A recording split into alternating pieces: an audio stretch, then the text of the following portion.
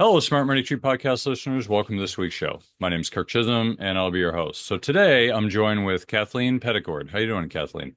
I'm very good. Good to be here. Thank you. Yeah, glad to have you. So before we dive right in, Kathleen, tell us a little bit about your background for the listeners who don't know who you are. Okay, I'm maybe a little different than the typical guest you have for your podcast. I've been listening for a while, and I'm a writer. So, by trade and interest, I am a writer. I was an English literature major, graduated from college living in Baltimore, Maryland, and wanted to work in publishing. The industry in Baltimore is very small and limited, but I was engaged to someone and so didn't want to leave Baltimore. So I took the best job in publishing I could get, which was with a little at the time publishing house called Agora Publishing, which has gone on to become a very big international publishing house. But that's where I got my start. And I only ever wanted to be a writer.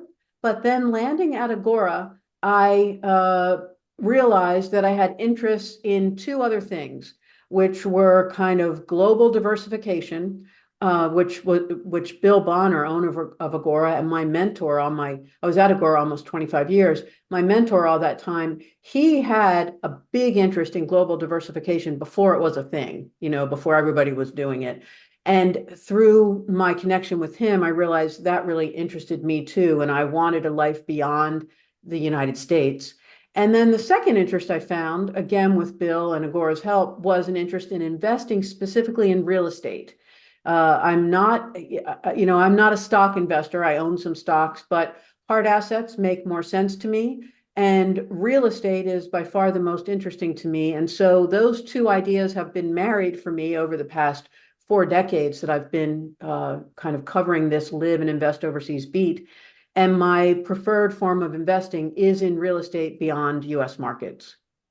Nice. So why real estate? I mean, the diversification, global diversification certainly is anomalous. People talk about diversification, but they really mean inside your own country because that's what's comfortable. Right. But why real estate? I mean, real estate has certainly pros and cons to it. What's attractive to it? It sure does. But I like the fact that at the end of the day, you control it. It doesn't, values don't move so quickly. And for example, what's going on in the stock market right now, up and down, it's a roller coaster. Real estate values certainly move, but not anything the way the stock market values are moving right now, for example. And if something changes in the market, you do have control. You can switch from short to long-term renting, for example. So you can change the asset to make it more interesting to a different kind of renter. I'm primarily interested in rentals overseas and have owned dozens in different markets. I also like that there's a personal use aspect. So, I really focus on buying in markets where I want to spend time. So owning property there helps me rationalize visiting. I look forward to a chance to go check on my rental properties, meet with a rental manager, et cetera, because the properties are in a place where I want to be anyway. And if everything falls apart, you still own the property and you could go live in it. You could, have personal use of it, which is a big, big advantage to me. And real estate can both throw off cash flow and it appreciates in value over time, building equity. Okay. So I imagine if you've owned real estate for a while, you probably it's probably done well. But if I look at real estate now, like the yields stink. So, how does somebody looking to buy international real estate?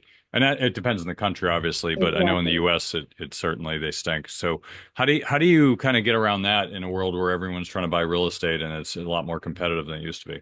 Well, that I think is the crux of it, which is diversification. So, right, the answer to how do you find good yields or beat low yields is move to a different market. So it is all about diversification. Every market moves.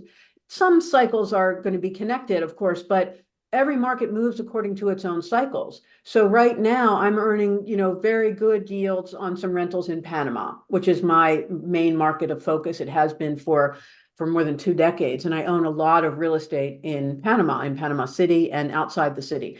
And Panama is a safe haven market in a time of great global uncertainty, to use the word of the moment, and instability. Panama carries on as a safe haven market where I continue to get good yields. For me, I look for 5 to 8% net, so not huge, But in Panama, historically, I've gotten as much as 15% net yields. Right now, I'm not doing that. Right now, it's about 8 or 9%. So it depends on the market, the segment of, you have to look niche. Just like in the United States, you can't talk about US yields because rental yields are going to be different in New York from Illinois. And so the same would be true not only country to country around the world, but location to location within a country. Panama City yields are very different from yields in other cities across Panama. And even within Panama City, there are, high-end districts and not so high-end districts. So what are some of the biggest challenge? I mean, since you know Panama, what are some of the biggest challenges of investing in real estate in Panama? Well, I think the biggest challenge, which is the biggest challenge investing in any market, any country outside the United States, and that is the lack of a multiple listing program.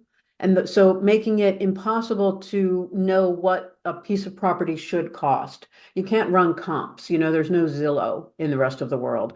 So you can't just look, Google and get a clear idea of what you should be paying for a certain property of a certain kind in a certain location per square foot, per square meter in the rest of the world. So the burden is on the buyer, on the investor you have to do a lot of legwork. You have to really become connected in the market, get to know what values are. So therefore be able to come to your own determination about what something should cost. And because of course, paying right, buying at the right cost is key to getting the yield that you're looking for. Well, one thing that certainly comes up. I mean, the U.S. is somewhat unique in this way, but one of the things with real estate is it's not something you can easily move, right? You can't just Right. buy it and sell it quickly. So you need to be in a market that has strong property rights. So the For government sure. can't just go in and take your property. So how do you? I know in the U.S. it's very sound and it's all listed in the registry of deeds and all that. So how does that work in other countries? Like, how are you secured to know that, well, this is my property, they can't just take it away from me? Well, you have title in the countries that we recommend and all the countries where I've invested in 24 different countries around the world. You get freehold title the same way as you do in the United States. And I wouldn't recommend and I wouldn't invest myself in a country where you can't get freehold title. Now, you could, and in countries, for example, there can be other kinds of title alongside freehold title. And so you may have heard, I know a lot of people would have heard horror stories in Mexico, for example, for ejido land, where the Mexican government over recent decades has taken land away from foreign buyers. But the thing there, once you look into it, every time I've looked into any example I've been presented with, is that the foreign owner didn't actually have freehold title, which means he didn't actually own the land. He bought land that couldn't be owned. Ejido land is cooperative land. There are different versions of this in different countries. We don't have to get into all of the weeds of this, but cooperativa title or rights of possession, it might be called in some countries, which isn't the same as freehold title. And if you buy property that doesn't have freehold title, yes, it is risky that you could lose it. So that's a starting point, fundamental. If you have freehold title, you could say, well, still, what's my guarantee? Well, in the United States, there's eminent domain, and it's possible that you'd have title to your property in the United States, and it's still not guaranteed that the government won't ever take it from you. But they do pay you They for do pay you. yeah, they don't just take it. I mean, they pay And they and they pay you can, for your effort. and they set the rate, the Right. market rate in that case. And again, that would be true in Panama, which is the market I probably know best. The same would be true there would be cases, and I know of this happening because it continues to boom and invest a lot of that booming cash flow in infrastructure improvement. So that means widening roads, building bridges, et cetera, which requires land that sometimes might be privately held. And it works the same way there, that they all make an offer to the owner of the land. Now, um, I've heard a lot because I see these pitches all the time. Oh, buy land in Panama, buy land in Nicaragua, and they build all these developments and buy our land, and then people go to sell it, and then of course they can't sell it for it's like a 60% discount when they sell it. So how do people square that? I mean, it's not to say that these properties aren't good, but if you go to sell it, you can't get the same price. So how should people be doing that research, and how can they look at that when there's such a big discrepancy between the buy and the sell price? Well, I don't see how, I'm not sure. I mean, no, I am sure that's not a rule. I mean, I can tell you from my own experience, I've bought and sold property for big gains. So I've bought and sold property and not gotten 60% of my value. I've gotten 200% of my value or 250% of my value. So as in the United States and anywhere, property values go up and down. And so, sure, there could be times where you can't sell for the price you want. So if you're in a position where you must sell for some reason, you need the capital or you need to be out or you just want to be out of the market, I don't know, and the values aren't with you, then right, you might sell for a loss. But I can't, I'm going to say almost, I mean, in my experience, I've bought and sold dozens of pieces of property, as I said, in 24 countries, many dozens of pieces of property over my career. And there have been times where I've lost money. And there have been two times that stand out where I lost a lot of money. But there have been dozens of times where I've made money and many, many times where I've doubled or tripled my money in the sell. So it's like real estate anywhere in the United States where sure there's a risk that the value might fall and you might lose money, but it's definitely not a given. Yeah, and sorry, I'll put a little more context behind it. It wasn't the market necessarily. It was so there are companies that'll go out there and they'll do a development, right? And usually Mhm. U.S. companies will go buy a huge lot of land, they'll do a development, and then they'll sell it to people in the U.S. and say, "Hey, this is great. You can live in your own, slice of paradise." And then they buy it, and then they go to sell it years later, and there's no buyers. So the price is really low.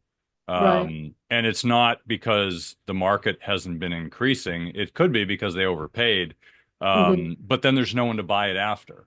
So I think you had mentioned earlier, there's no MLS or things like that. So let's say somebody wanted to sell, how Mhm. would they go about selling it? Like, how do you Well, say, that's hey, Yeah, I yeah, got yeah. this thing for Okay, so sale? that's a key question, right? And I've written a couple of books on buying real estate overseas, and one thing I talk about in one book, there's a whole section given over to key to being successful in investing in real estate overseas is planning for your exit before you make the purchase. So at the time where you buy, understand what your exit strategy is going to be. And the more diversified your potential exit strategy is, the better position you're in. So if you buy, I can imagine the kinds of developments you're talking about. If you buy into, and this could be anywhere, in Central America, but in Europe too, the coast of Spain, for example, is way in certain Costa del Sol, completely overdeveloped, not by, in this case, US developers, but by British and Spanish developers for the most part, very overdeveloped. So if you buy into a place with hundreds and hundreds of units and there's nothing to distinguish yours, you have no competitive advantage when you want to sell, you've bought common, as I call it, a cookie cutter property in a sea of hundreds of very similar, the same property. When the time comes to sell, the only way you have to compete is on price. So, right, you might have to, if you need to sell, you might have to undervalue. So don't buy common, don't buy cookie cutter, don't buy in a place where there are hundreds and hundreds of the same product. Buy something with intrinsic value, something of character. I prefer old and historic and have bought, renovated, and resold sometimes for very big gains, historic properties in many different countries. If that's not your thing, that's just my personal interest, and that's not for everyone. But then still, if you're buying something that isn't, a house of character or a building of character, still you want to look for something that has something that makes it stand out and make it competitive in the marketplace. In Panama, for example, where there are loads and loads of new build high rises right along the water. So they've all got water views, you've all got ocean views. What sets them apart? Well, one thing that is a big advantage when selling in Panama, as an example, are the amenities of the building. So does it have a gym? How many pools does it have? Does it have security, 24-hour, front door guard, et cetera? So look for a building or look for an apartment in a building where you've got things that set it apart. If you buy in a place where there are loads and loads of the same thing and your end buyer is restricted because there's only going to be one other kind of buy or one kind of buyer interested in that property, then right, you might have to undervalue to sell. Buy something that is distinguishable in the marketplace and that might appeal to both local and foreign buyers, both tourists and executive business travelers, both short-term and long-term renters, for example, something that will rent not only in season, but for some reason, because of location or what have you, will find renters out of season. These are all things that will distinguish it and will keep you from having to undervalue when you want to sell. That makes sense. Yeah, that's appreciate that. So, um, how does somebody go about researching prior sale prices? Because that's you want to know what the price in the area is. You got to research what are the recent home sales. Do they have systems there in these countries where you can look up like, oh, here are the last 12 months home sales? No, no, no, no. So there's a simple answer, and that's what I was suggesting. The burden is on the buyer. So this isn't as easy as buying a stock, for example. This is way harder, more work involved than investing in stocks. And it's also not nearly as easy as investing in real estate in US markets. So it's not for everyone. It's not for a hands-off investor. There are more turnkey, there are more and less turnkey options. So I could talk about places where you can buy with rental management systems in place, property management systems in place, where you could speak with a rental manager about the history of the property's renting, what will it rent for? What would your occupancy expectation be? What kind of yield could you be looking for? I can point you toward those kinds of properties, those kinds of opportunities. But then there are loads of opportunities where you are really taking a leap, where you're going to have to put in place rental management, property management, security. You're going to have to furnish it yourself, and you're going to have to manage the rentals yourself. I don't recommend that, and I don't do that myself anymore. I've done it. But I look for properties where all of those things are in place and it's as turnkey as it can be for foreign market. Yeah, it seems like turnkey would be essential unless you live in there. Um, Exactly. so how would somebody deal with um, sometimes there's a language barrier or different Mm. legal system which people are not accustomed to. And, if you're trying to, let's say, sell your property and, maybe they speak English, but maybe there's another language and there's a different legal system and you have to talk to a professional that doesn't speak English. So how do you get over all those hurdles when, I mean, it's hard enough in the US. I mean, understanding the legal system in the US is hard. I can't imagine how it is with another language or two or three other languages potentially. So how do people deal with that? Exactly. No, those are other complications, further complications. It's a different legal system, different cultural peculiarities, that you're not going to be familiar with, and all in a different language. And the contract is going to be in a different language. So just to state the obvious, but it can be unexpected. You're presented with a contract in Spanish or Portuguese, for example. Uh, so what you need as an ally is an attorney who has experience helping foreigners buy and who speaks real English. And I use real English because there's a difference between speaking English. I speak Spanish and I speak French, but I wouldn't trust myself to handle a legal transaction on my own in Spanish or French without an attorney who speaks real English, who doesn't just understand the English, but understands the nuance of my questions, what the thinking behind my question, and understands, yeah, just casual conversation in English, which is a different level of speaking a language. understanding vernacular, and local idiosyncrasies of a language. So you need an attorney who speaks English at that level and who has worked with other foreign buyers before, because then they'll understand what they need to tell you because they'll have experience in what you aren't expecting, what is going to come to you as unexpected, all kinds of things in different markets. So you need to find an attorney. That's the first step going into any new market. And so the more we talk about it, I can imagine people thinking, well, this is a whole lot of work. Why in the world would I do this? And the bottom line reason why there is growing interest in this, and I've been doing this, as I say, 40 years, researching, writing about these topics, and investing myself in foreign markets for 30 years. Why are people doing this, and why are people right now doing this in greater volume than ever in my career by a wide margin? It's because of the current climate in the United States. So our readership is growing drastically and quickly, and people are looking for outs, for options, for plan Bs, whatever way you want to describe it. They're unhappy with the political climate, the safety climate, the market climate, et cetera, in the United States, and they're looking for options. And that's what this is all about. This is about fundamentally diversification, which really is just another way of saying considering your options. Yeah, no, it's funny you say that. I mean, we've certainly I've seen a lot of a pickup in people interested in Plan B, or maybe more actively. I mean, our media has certainly got people whipped into a frenzy. Um, and it's funny because you think like, well, it's increasing, and I think back, I'm like, well, when have times not been crazy? It's just a different kind of crazy, but it's yeah, I think for the past like 25 years, somebody on one side or the other said, well, if this person gets elected, I'm leaving the Oh, for country. sure. We get that Like, at every election, not to cut you off, but yeah. we get that at every election. We are inundated in the months leading up to November in an election year with, if so and so wins, I'm out. Tell me where's the best place for me to go.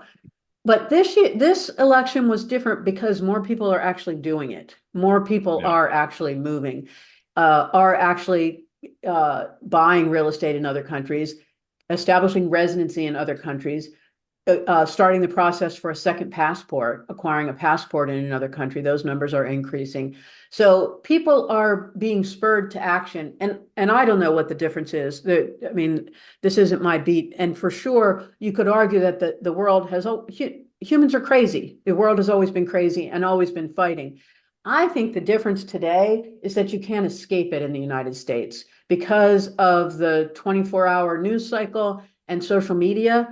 You have no escape. You have no rest from it. In the rest of the world, that's not. Oh, you can avoid it. You can walk away from it if you want to.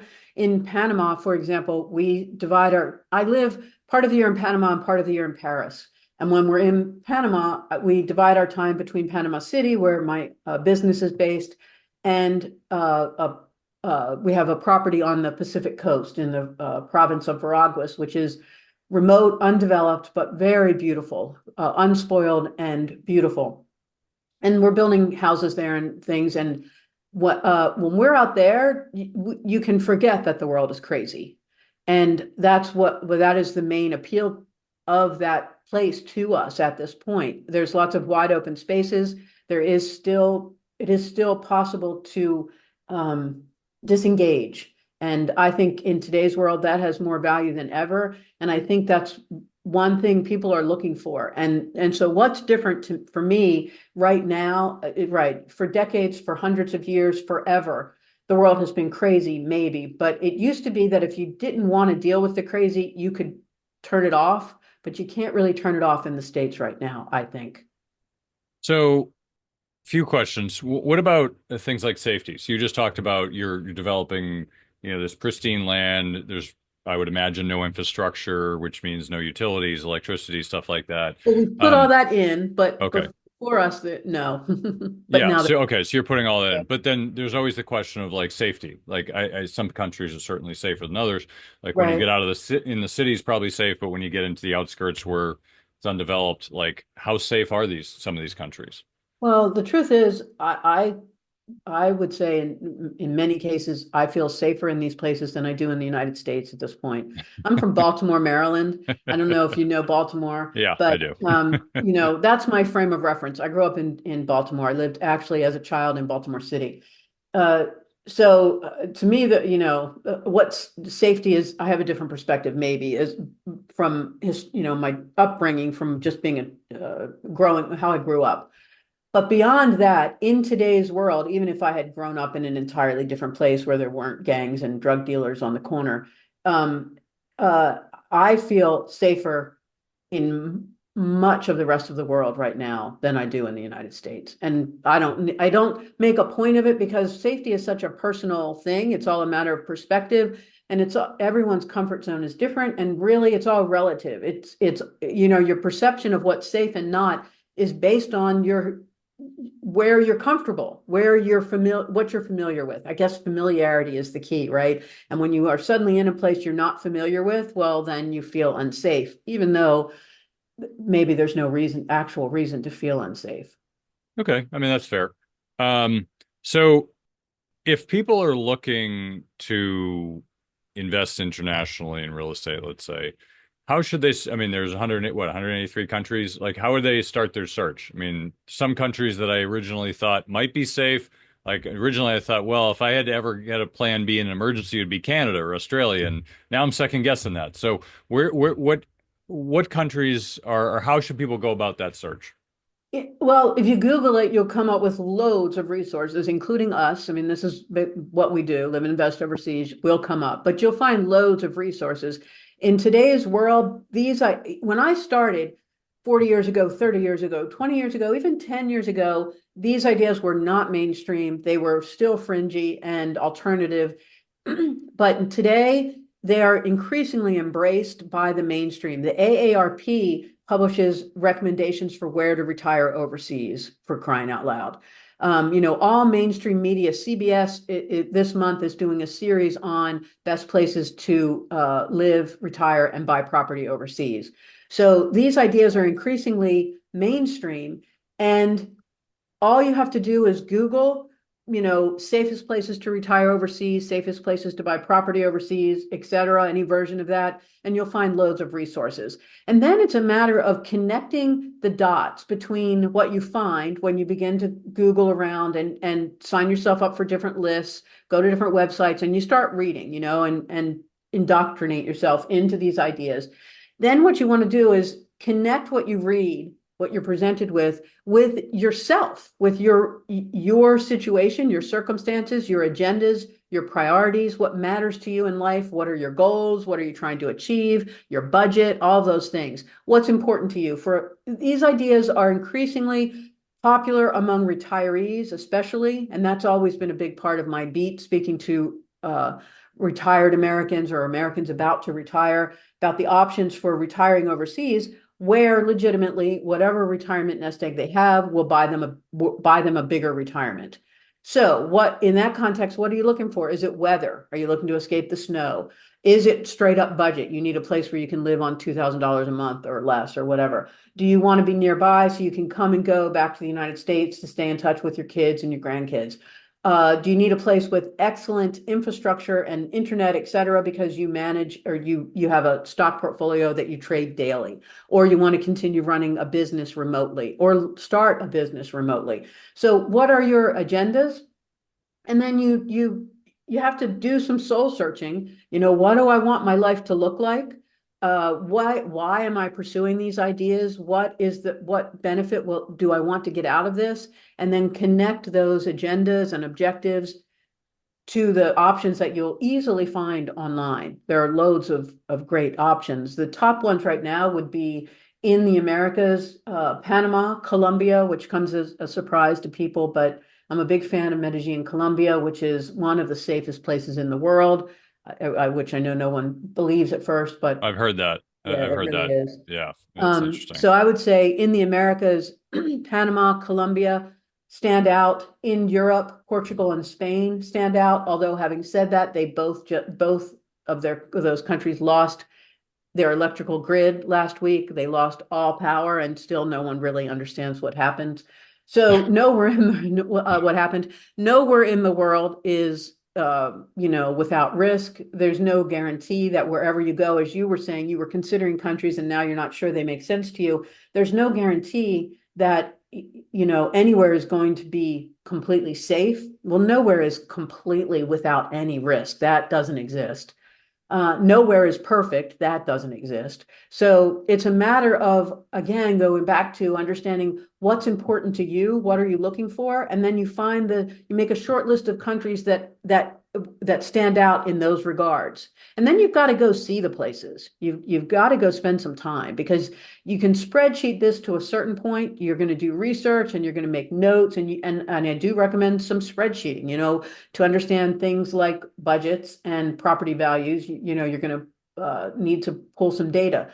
But then you need to get on a plane and just go show up. And in all these years, I know I have spoken to personally many, many thousands of people who've done this.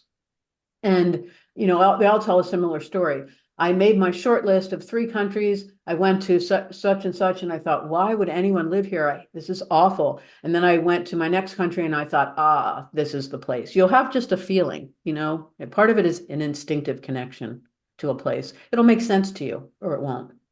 Yeah, no, that makes sense. Yeah, I mean, it seems very daunting for somebody who's never done this before. I guess if you're a world traveler, it's probably easier. But if you haven't left the country and all of a sudden decide you need a plan B and need to move like tomorrow, it can be very overwhelming. For Uh, sure. And especially if you're older, especially if you're a retiree, and especially if you're older and single. We hear from a lot of older single people, both men and women, not only women, but men who, right, who maybe have not traveled, maybe don't have a passport and are now widowed or divorced on their own at retirement age and not liking the way their country is playing out in that what should be their golden age, their time to really enjoy life in this final stage.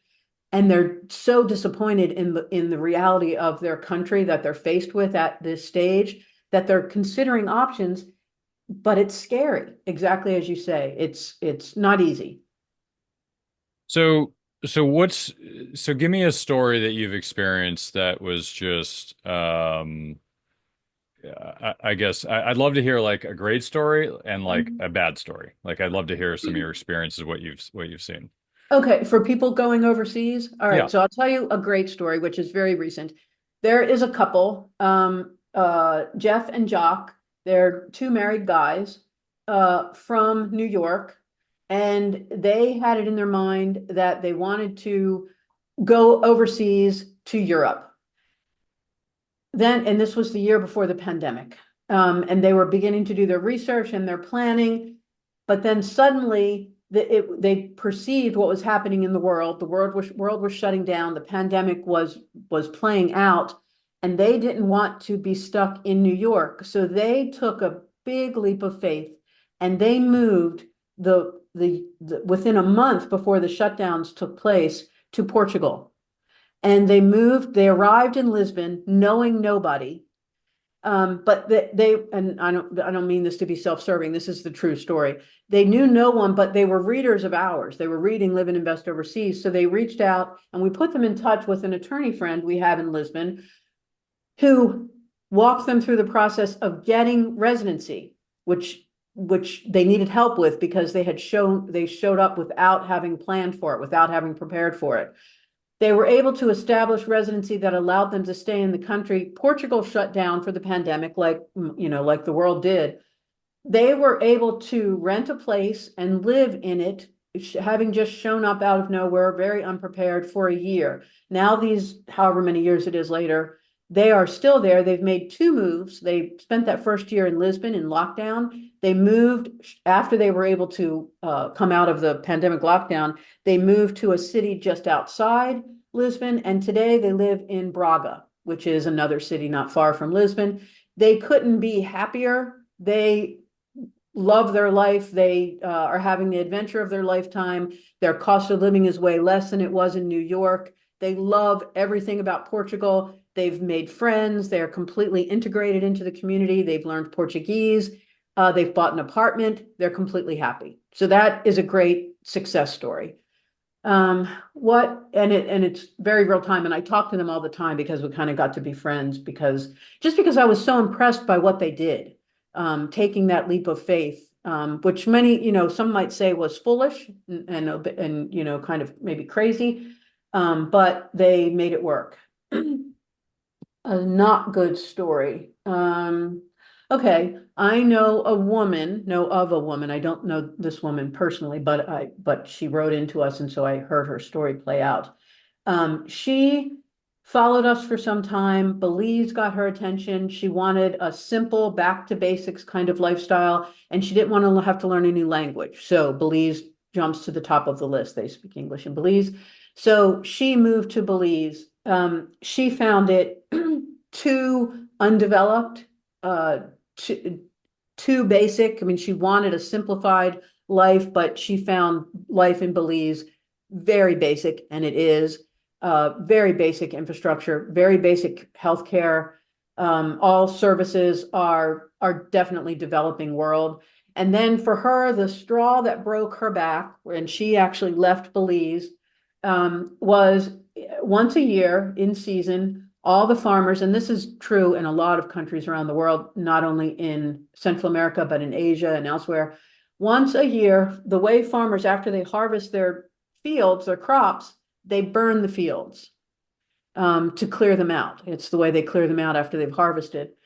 And it creates a period of weeks, not weeks and weeks, but of weeks, where the air becomes very thick and unhealthy and dense and black, and it's not pleasant. So if you live in a place where they do that, a lot of people will leave during that time, or you just they try to ignore it. But it was too much for her, and she was very unhappy and said, "No one ever told me that they do this, and had I known, I never would have moved here."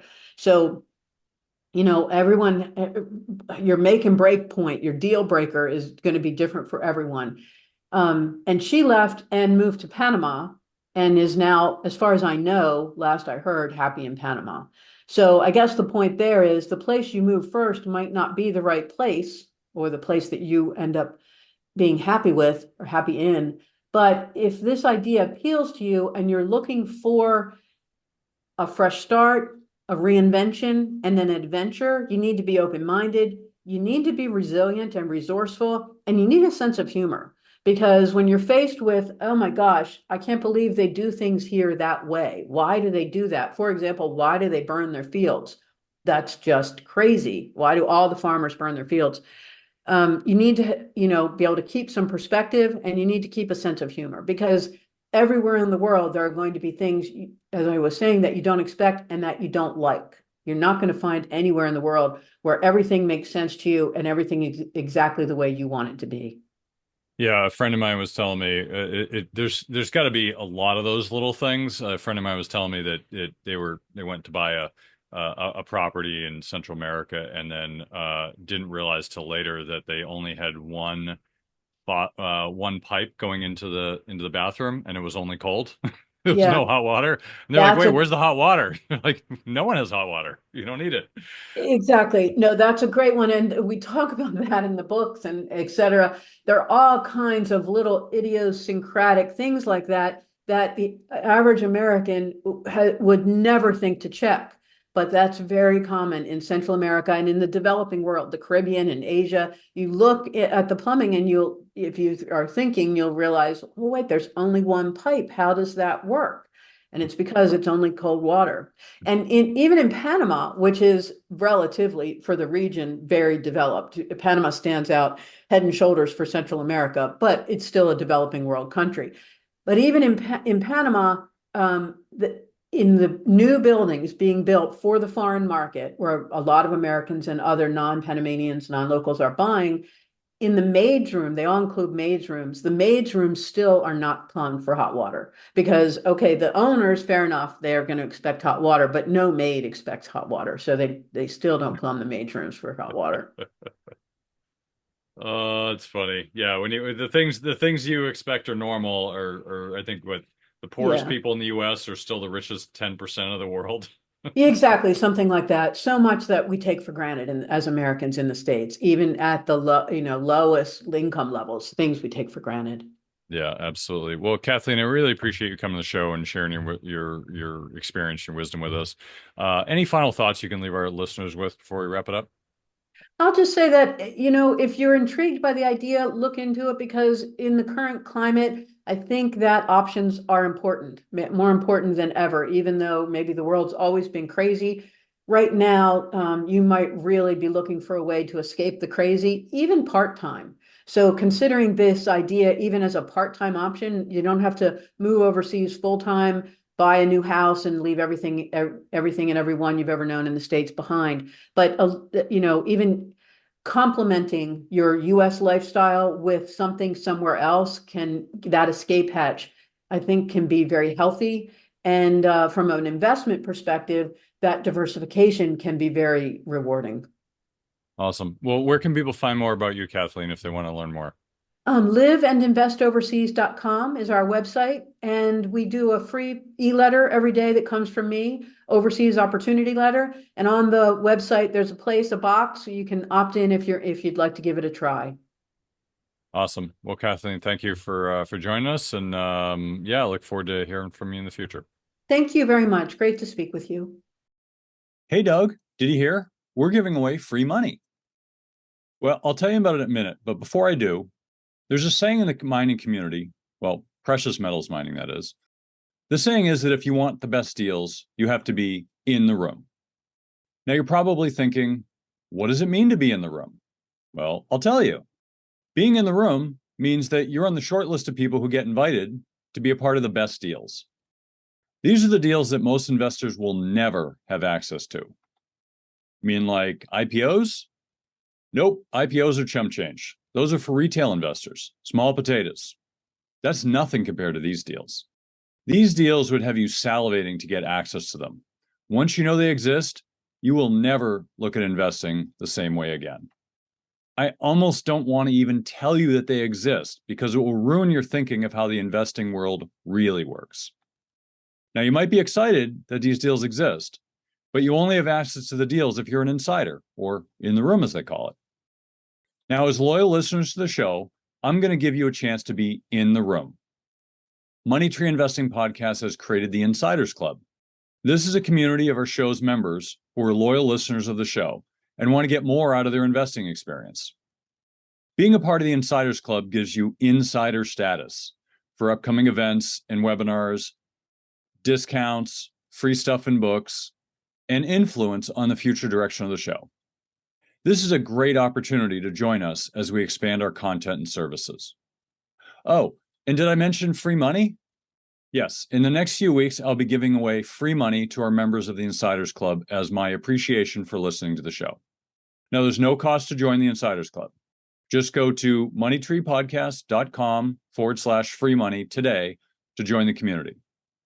That's www.moneytreepodcast.com/free money. I hope to see you in the room.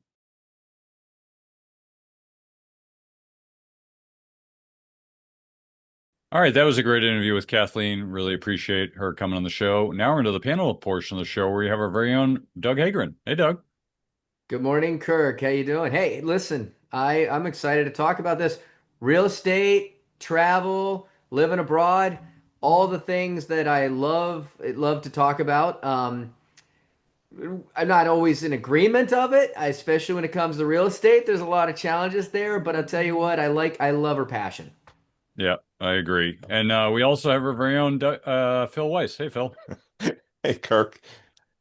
Morning to you. Did you just say You're Phil looking- Douglas? No, I was looking at my screen and Phil was first and Doug was second, and I thought it changed on me, and I was like, wait a minute, I just said Doug. So yeah, that's all right. It's I'm technically on vacation this week, just so you know. So this is my vacation. Wait, I thought you were mode. back. All right, well, welcome. Okay, so anyway, Yeah. I Were you- can't were you I can't overseas, keep up Kirk? with I'm you. on vacation.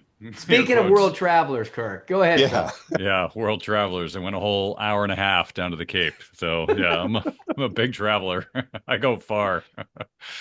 All right, well let's dive right in. So Doug, what were some of your thoughts? Well, Phil didn't even get a chance to introduce himself. Well, No, Phil kind of did. You want to go, Phil? You want to Yeah, give him you more go. You intro? go ahead, Phil. Go ahead, I don't Phil. want to take the floor from you. You're everybody's here for Phil anyway. Oh, really? Then they need to go someplace else. No pressure. Yeah, yeah. Don't let us down, Phil. This the show is gonna make or break it based on everything you say next, Phil. Just so we're just but good luck. Um, I thought it was interesting, an interesting premise. Like, it's not for me. I don't really want to own property like that. I'm very happy. Like, my wife and I have had these conversations. She'll retire before I do. My business is virtual. I can be anywhere I want. We're going to go and I could stay in one of her places, right? Panama. We can go to Panama. We want to go to lots of different places and get an Airbnb, stay there for a month or two, have a place that's got enough space for some people to come visit us if they want while we're there, and get to experience and enjoy the local culture. But I really don't personally don't like the idea of having to worry about when I own these rental properties. And now I got to worry about maintenance. I got to worry about taking care of them. I got to worry about if something goes wrong to have somebody to fix it. And if it's not where I live, then that becomes even more complicated. And I don't know that she's always where the properties are. I can't say for sure about that. So I like the idea, but that this particular thing that she's doing just wouldn't be for me. I mean, honestly, I don't really think that I would do rental properties like that in the US either. I just like, I talk to clients about this all the time. You know, if you had like one of those mortgages a few years ago when rates were really super low, the economics could have made sense, but now mortgage rates are really high. There's a lot of cost to cover, and it's not as lucrative as a lot of people make it out to be. At least I don't think so. Yeah, Doug and I talk about this on Friday on how the spread between renting and buying is the largest it's ever been. It's crazy. Um, so yeah, it's not for everybody, but for people who love it, it can be a great thing. What are some of your thoughts, Doug? Well, so I could many years ago, and I'd like to say I've done the holy trinity of moving. I started in Ohio where I met my wife. I moved to Colorado, then I went to Minnesota, then I went to Texas, then I went back to Minnesota. And so every time we had to do that kind of cross country travel, or I'm sorry, relocation, we were faced with a decision. Do we keep the property we have where we're at, where we were? My first my first owned property, technically, I took over my father's house after he passed away temporarily just to kind of get it. I thought about should I stay here? Wasn't and by the way, this is for all of you older parents out there like, "Oh, we want the property to go to our kids." I'm a perfect example of that. I took this home. It was a beautiful home. It had been recently renovated, but I didn't want my dad's home, and it was just not my personality. And that's the reality of it. So I sold that home. I got a condo. I was young starting out. Um, Inexpensive home, and perfect type of rental home. But then I moved to Denver, and I thought about this. I'm like, okay, now do I keep this and I rent it? And yeah, now it's probably doubled in value since I sold it. And sure, if I'd added up all of the years of rent that I could have gotten from it, I would have made money in that economy because, as you just mentioned, rates have been really low. It has been people. There's an entire generation that thinks that real estate is just this incredible investment that only goes up in value at exponential rates. But we talk about this all the time. Monetary policy has so much to do with that. Low rates contributed to more people being able to afford property, supply and demand, more buyers because they can afford it at those prices. That's evaporated a little bit. And reality is starting to set in. Historically, looking at like three, and this is in the United States, 3.5% appreciation year, which is right with inflation.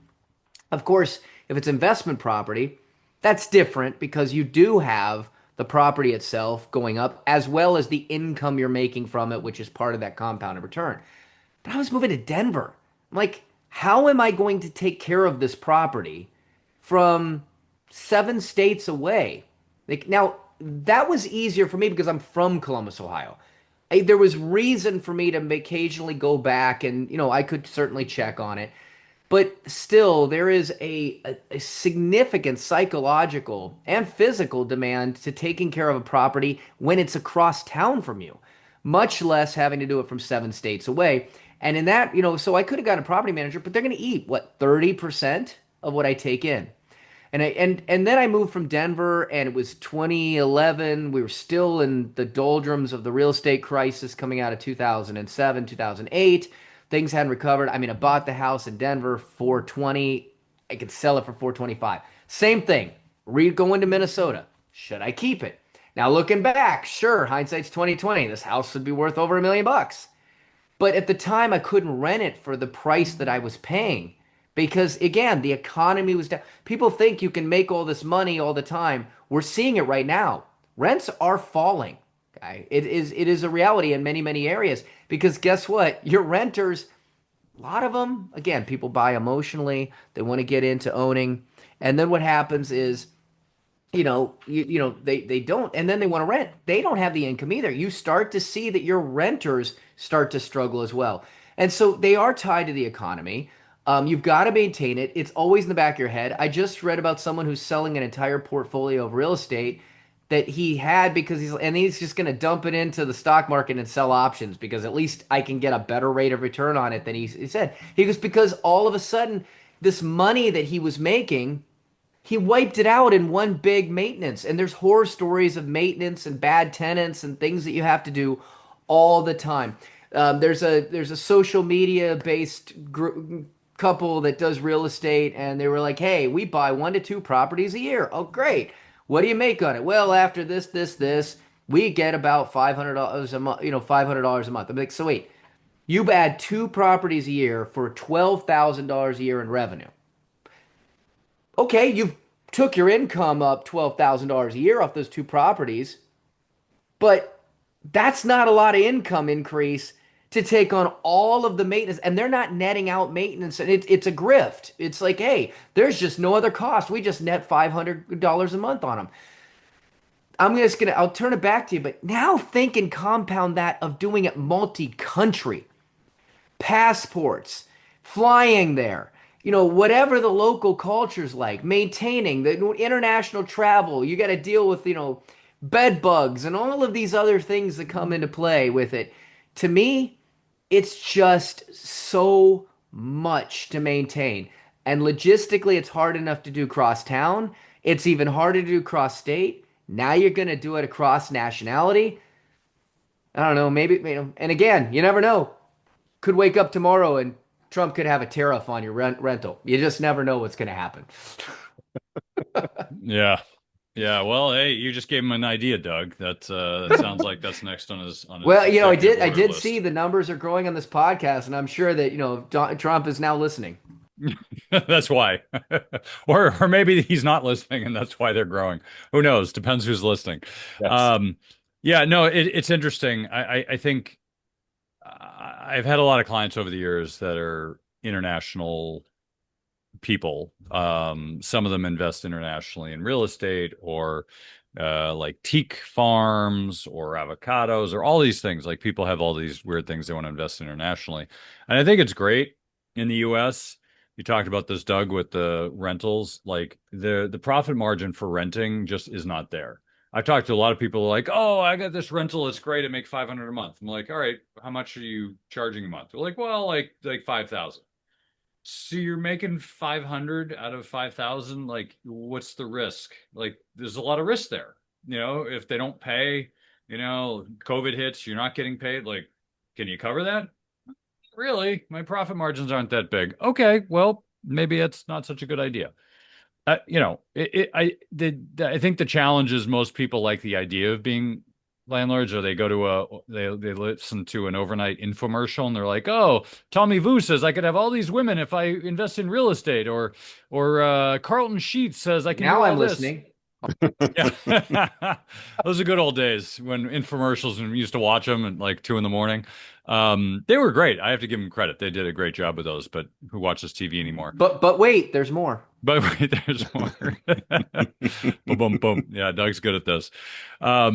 So I find it interesting, but I can tell you in my experience I've had clients who've done this and then become clients. So not under my watch, but like they've done this and then they're like, what should I do next? And I think a lot of people get hooked into the idea of it and then they realize, oh crap, I can't get out of this.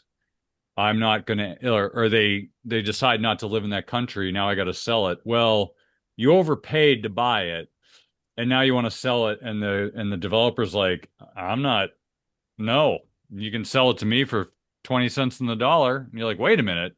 And you realize you overpaid by too much, and now you can't dump it. So you can dump it. You basically aren't gonna have any money, so you might as well keep it.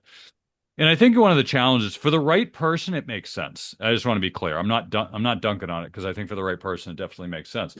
But I think you have to think through the whole situation. If you're going to sell it, who are you going to use? Because if you buy it, everything's easy. You got a developer, they got, they speak English, they make it easy for you. When you sell it, how are you going to sell it? Well, why would you sell it? It's a great property. Well, what if I do? Well, they're not going to buy it. They're not going to give you a translator. You got to find somebody who speaks the language in that country who's an attorney. You got to find somebody who speaks the language, understand the laws, to deal with realtors. Like, there's a whole bunch of things that you've never dealt with before that, oh crap. And by the way, there's no market. Oh, by the way, there's no realtors. So you got to go door to door to ask who's going to, I mean, I've seen the stories. I'm like, oh, like this is tough. So you have to be really sure if you want to own. Do you want to live there? Do you want to rent it? If you want to rent it, you better know the market. If you're going to buy it and own it, that's great. You better make darn sure you're going to live there, or at least understand what happens if you can't, and you have to rent it. So all these questions, somebody who's doing their own due diligence properly should have the answers to this. But most of us don't think about it because we've never done it before, so we don't know what questions to ask. You always know after the first time, well, I'll never do that again. But if you've never done it before and you don't have somebody helping you, it can get a little tricky. So I don't know. What are your thoughts, Phil? Share a couple of experiences. Like my father-in-law, he came here from originally from Baghdad, and he wanted to get involved in real estate. The story he would tell is that he decided to be on the property side instead of be like an agent because I couldn't compete with the pretty girls. That was his line. And he did. He bought commercial properties. He sold them to developers. And then they built like condo complexes and things like that. So he accumulated properties because every time he did one of those projects, he would get one of the units as part of his compensation when he sold the property. So he passed away. And when he did, my mother-in-law was still alive. She wasn't going to do it. Two of my brother-in-laws, it was their job to take care of those properties. When my mother-in-law passed away, and so now there were four kids, and there were actually five properties, I think, and one was to go to each, and then the family home had different things around it. Every one of the kids sold it, and then they just pooled the money and divided it that way because her her brothers realized, my brother-in-laws realized that it was a lot of work. And they were all in the same state. It wasn't even across borders of any kind, but whether state borders, international borders, anything. It was all in the same state.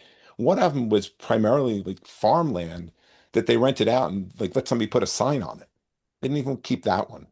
So they decided it was just too much of a headache. And then the other thing I'll talk about is I have a client that she is in this business. And you can make money in this business. Like I'm not saying that what Kathleen's talking about doesn't work. It can work. You just have Incredible to amounts have, of money. yeah, you can make money on it. There's no doubt, but you have to have the ability to deal with all these things, and you have to do that, be willing to do the due diligence and know what the risks are and everything else. But my client, she'll sit there and she'll tell me she's making all this money. And then I look at her tax return. And I know there's depreciation on there, and depreciation is like a paper expense, right? Because you don't it it's a percentage of the property that you get to deduct each year, a percentage of the property's value that you get to deduct each year. But she's not making as much as she'd like. And then the other thing that happens that most people don't realize is if you sell the property, all this depreciation you wrote off, there's something called depreciation recapture. And when you recapture depreciation, not only do you pay tax on that, but it's not capital gains rates either. It's ordinary income because you got an ordinary expense deduction when you took, when you write it off. So then you have this property, you owned it, you say, oh, well, I paid $300,000 for it. On my books now, it shows it 200 and I sold it for four. Say I paid 300, I have a $100,000 gain. No, you have a $200,000 gain, and 100 of its tax is ordinary income rates, and the other 100 is taxed at capital gains rates. So you have that factors in too. So it then becomes harder. Like, do I really want to pay the tax bill that comes with selling this? Like, the tax tail shouldn't wag the dog, but a lot of times it drives people's decisions. They don't want to pay taxes.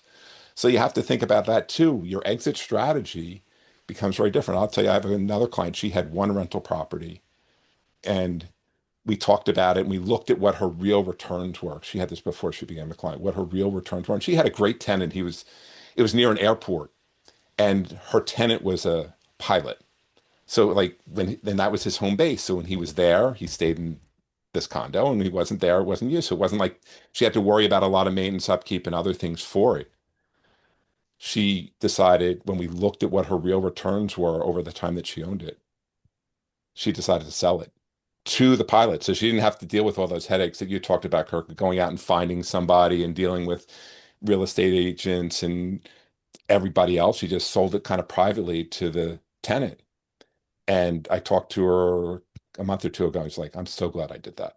Now, there's other factors in her personal life that have changed that make that even more relevant. But she says it was such a good decision. I'm so glad that I did that. Now she doesn't have to deal with it anymore because she'd get hit too. It's a condo and there's condo fees, and all of a sudden there's an assessment. And guess what? That means you pay more. Like all these things that factor in that you might not even think about. Yeah. No, that's really important. Did you say your dad's from Baghdad? Would you say he's your Baghdaddy? It wasn't my dad. It was my father-in-law. Okay. Yes. I'll be here all week. For those of Yeah, you who want dad Kirk jokes. said I'm good at it, and he meant it. Now, Yeah. if I say, Kirk, you're good at this. If you want dad jokes, I'm here all week. I got plenty of Thank, those. thank goodness no teenagers watch this show. Those of us old gray hairs can easily, can easily appreciate it. Yeah, no, I got one of those 365 calendars where you got like a dad joke a day, and I just went through them all. And like at dinner, I just throw some out there, and everyone's like, "Ugh." They're That's so about good right. though. Kirk, if you need a dad joke cheat sheet, seriously, you got work to do. Oh, I do not need a cheat sheet, Doug. I am the cheat sheet for these things.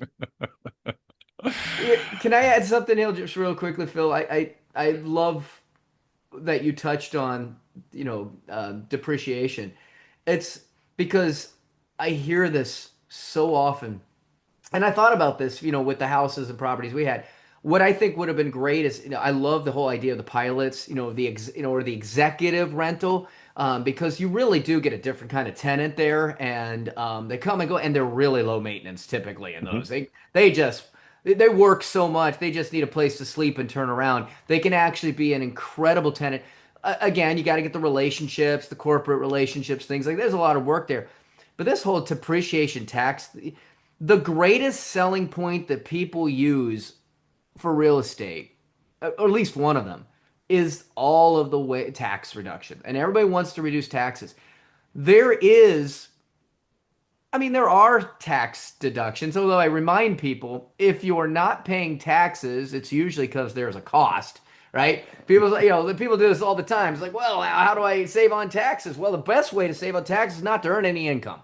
Hey, Exactly. you know what? Rule number Lose one. money. Don't pay, dude. Turn around your pay. I get this with college planning all the time. It's like, well, how do I get the scholarship? Quit your job. Then all of a sudden, if your kid still gets in, and it goes to the one of the Ivy League schools, out in Kirk's backyard, in your backyard. It's like, hey, they will, if you win that, it is the lottery. You could literally go to Harvard for 8 grand a year if you're that broke. But that's not a great strategy, just FYI. No, it's Same not. thing. People are like, I'll spend money to save, I'll spend money for tax deductions. Well, if you're already going to spend the money and you can get a tax deduction on it, great. If you're going to spend more money just to get the tax deduction, stupid. Sorry. It just is what it is. And depreciation and real estate doesn't generally save you taxes. Okay? It kicks the can down the Mhm. road. It's like how many people I see that it's like, well, I'm going to sell this, so I'm going to 1030, 1031 exchange it. Oh, why? Well, it saves me. No, it doesn't. It just kicks the can down the road. The piper's going to come calling at some point. And this is the thing. There are things you can do that are truly tax deferred and tax free. Real estate is tax deferred and then kick you in the A. And so that's how it works. And the government doesn't put these programs in for your benefit. They put it for theirs. Every time that you have an opportunity, for the most part, to take and defer something or reduce something in taxes, there's a getcha. There's a reason that they're looking at it. Now, it might just be because they want to stimulate the economy. Okay. That's still there was a strategy that they saw. Or it's because, like your 401k, they see an opportunity to allow you to postpone, not defer. Defer is so nice. It's so nice to see it though. I'm deferring that tax. I'm just going to pay it later. No, you're postponing it. And you're postponing the tax rate, by the way. So they get the opportunity as a silent business partner to decide at the time you sell it what their equity actually is. It could be 10%, it could be 80%. But the ultimately, as you said, the one that drives me the craziest is depreciation. Get the table of this depreciation.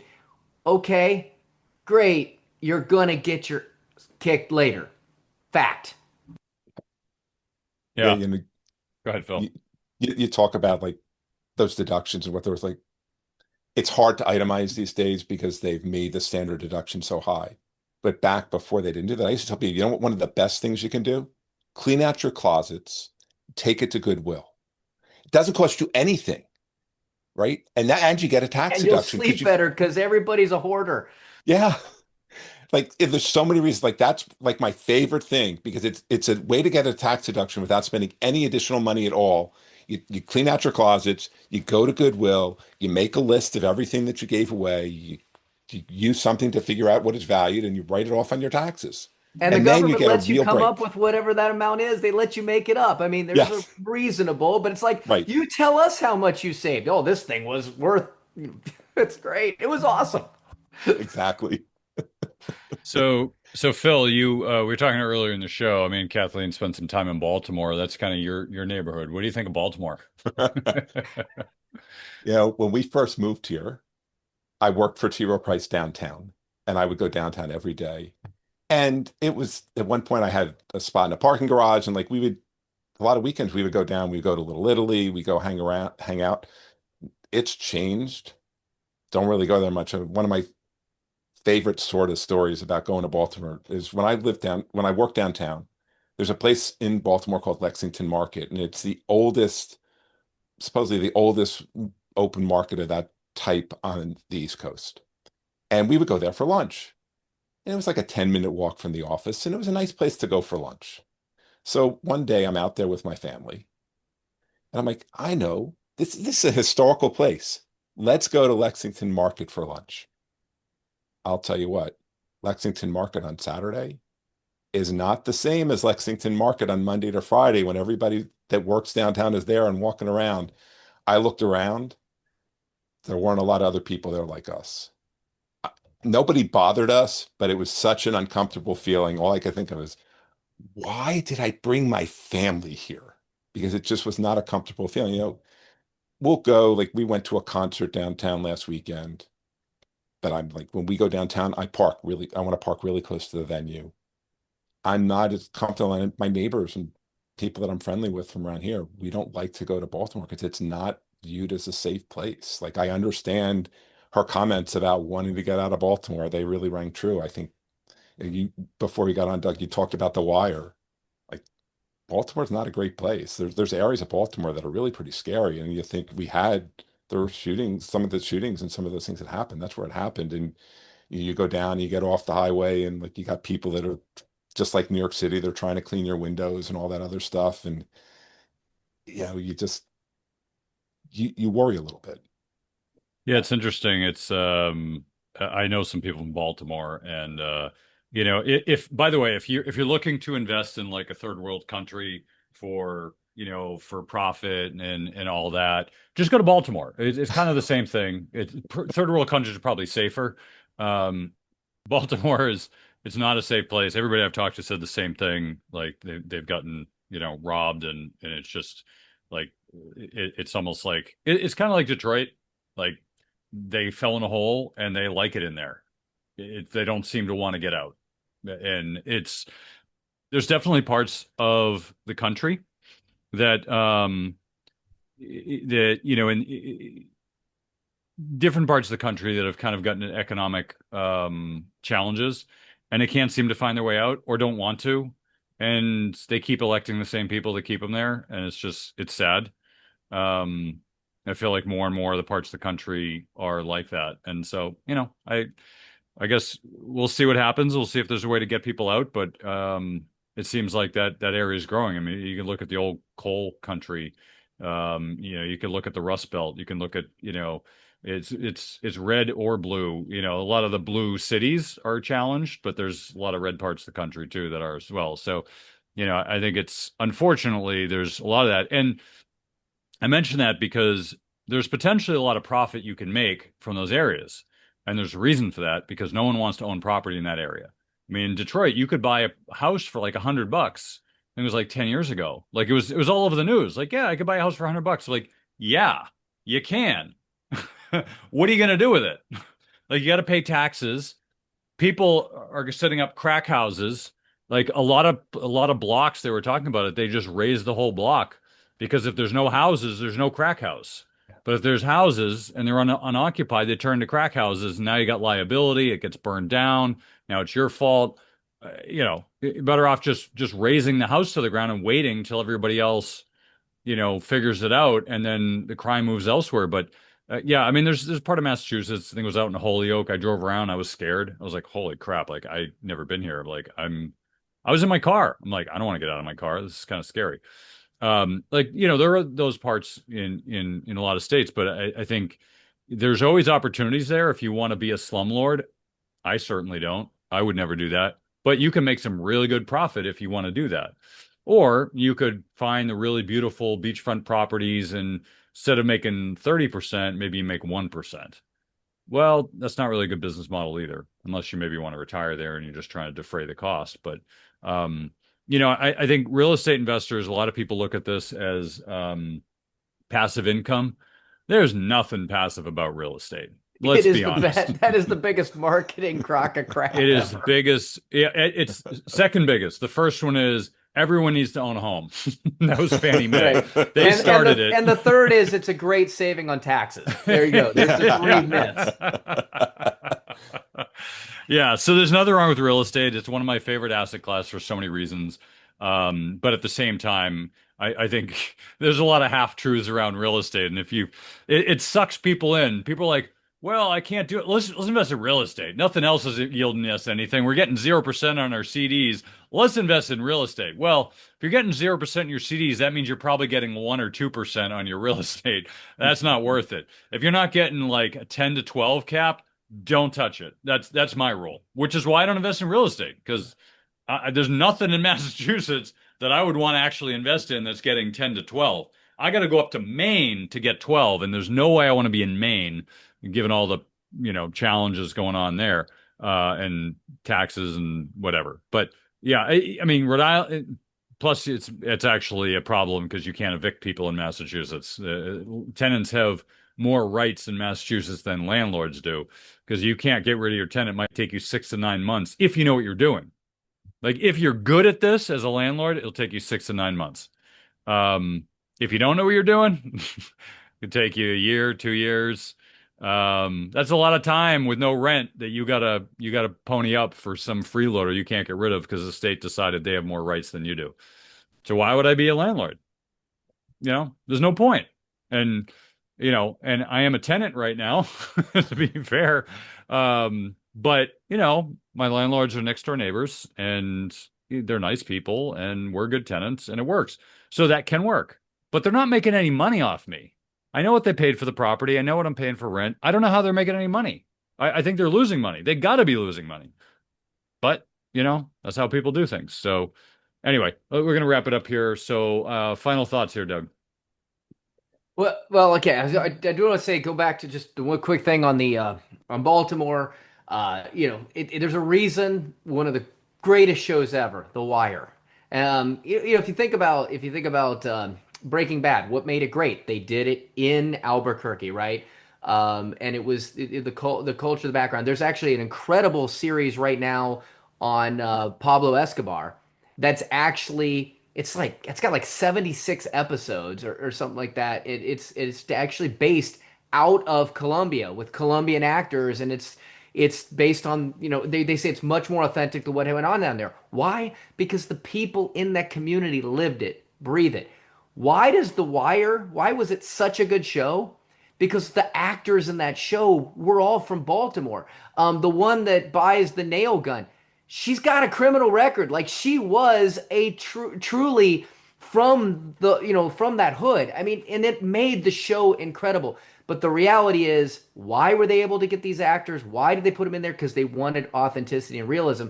And let's face it, as you said, Phil, Baltimore's got a reputation for a reason. It's had a long track record of some challenges. But here, let's move on kind of thinking about here about the real estate, international real estate, getting back to that. And also, the truth, not only on that, but also about college planning, is that the biggest risks are going to come from believing the myths. In real estate, you always make money, like Kirk said, or we talk about a guaranteed tax shelter, or everyone should own property. And in reality, bad timing, bad structures, and bad assumptions can drain wealth faster than they can grow it. And college works the same way. The myth is you just pay the bill and move on.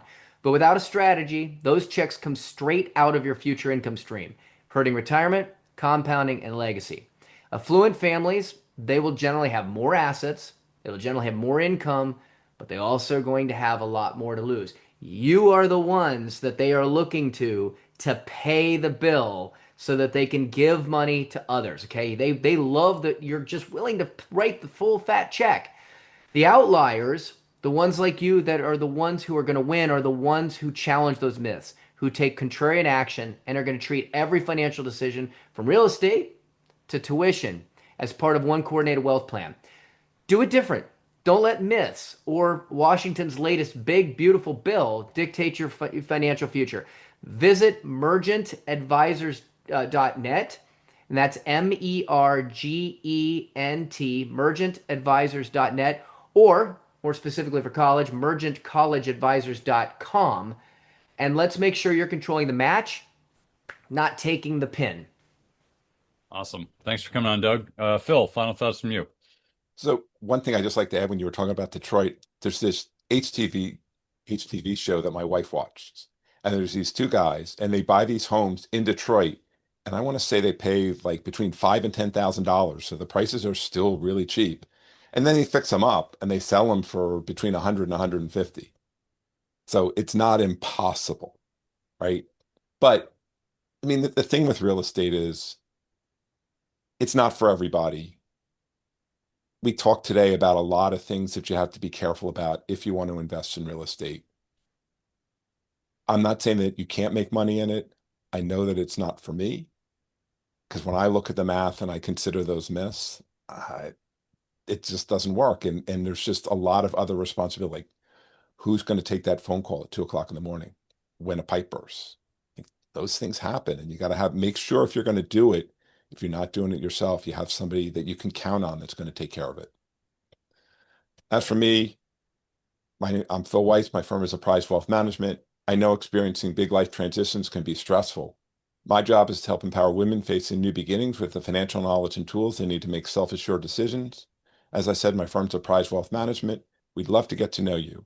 You can visit our website, which is Apprise Wealth, APPRISE, wealth.com.